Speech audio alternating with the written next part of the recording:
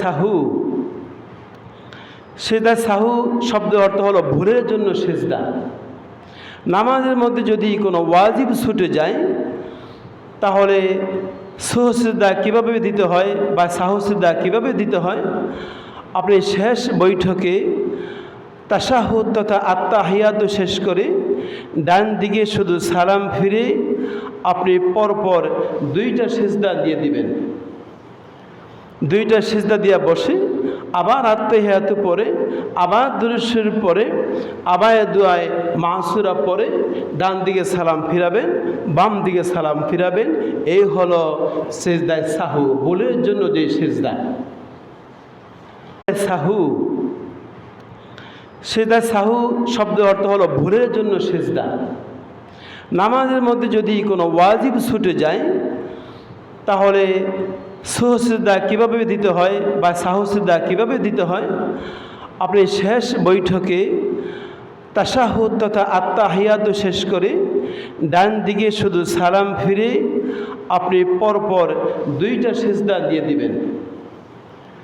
দুইটা সিজদা দিয়া বসে আবার আত্তাহিয়াত পরে আবার দুরূদ শরীফ পরে আবার দুআয়ে মাসুরা পরে ডান দিকে সালাম ফিরাবেন, বাম দিকে সালাম ফিরাবেন। এই হলো সিজদায়ে সাহু, ভুলের জন্য যে সিজদা। সাহু। সেজদা সাহু শব্দের অর্থ হলো ভুলের জন্য সিজদা।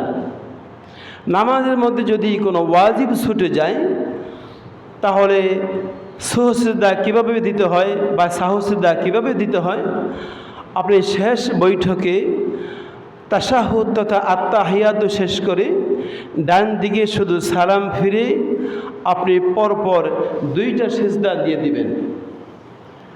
দুইটা সিজদা দিয়া বসে আবার আত্তাহিয়াত পরে আবার দুরূদ শরীফ পরে আবার দুআয়ে মাসুরা পরে ডান দিকে সালাম ফিরাবেন, বাম দিকে সালাম ফিরাবেন। এই হলো সিজদায়ে সাহু, ভুলের জন্য যে সিজদা। সাহু।